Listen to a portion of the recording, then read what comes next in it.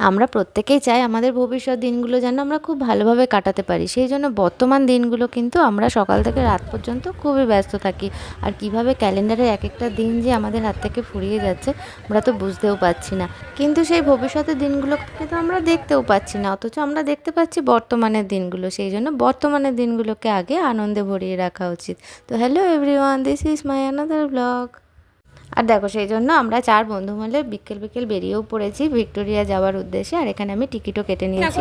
ভিক্টোরিয়ার টিকিট কেটে আমরা সাথে সাথে কিন্তু ভেতরে ঢুকিনি। তার আগে আমরা বাইরেটা একটু ভালো করে ঘোরাঘুরি করলাম, সানগ্লাস কেনার পালা চললো, তারপরে আমরা ভিক্টোরিয়ার ভেতরে ঢুকেছি।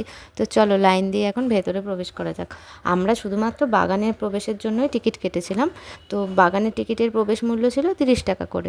তো এই যে দেখো বাগান এলাকাটাই আমরা পুরো ঘুরে দেখতে পারিনি, মানে আমরা যখন বেরিয়েছিলাম বাড়ি থেকে তখন ওই 3:30 4টে নাগাদ বেরিয়েছি। তো ওখানে পৌঁছাতে পৌঁছাতে আরও 1 ঘন্টা 1.5 ঘন্টা মতন লেগে গেছিলো। আর বাগানে থাকার টাইম হচ্ছে 6টা পর্যন্ত। তো আমরা মোটামুটি বেশ কয়েক মাস বাদে 4 বন্ধু এক জায়গায় হয়েছি। তো ওই কীভাবে যে চোখের নিমেষে 6টা বেজে গেছে টেরই পাইনি। আমরা তো ওখানে বসে গল্প করছিলাম, ভিডিও ফটো এইসব চলছিল। বলতে বলতে দেখি গাড়ি করে বাঁশি বাজাতে বাজাতে আমাদের উচ্ছেদ করার জন্য লোক চলে এসেছিলো।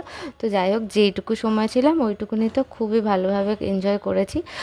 আর ভিক্টোরিয়ার এই বাগানটাই এত সুন্দর না যে দেখেও মানে স্বাদ মেটে না। একদিকে দেখি তো আর একদিকে মনে হয় আরও একটু দেখি আর একটু থাকি।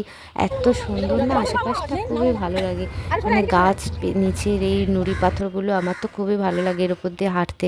আর সত্যি একটা পুরনো ঐতিহ্য, তো ঐতিহ্যর মতনই এখনও বিরাজ করছে আমাদের কলকাতা শহরে। দারুণ লাগে ভিক্টোরিয়াতে আসলে পারে।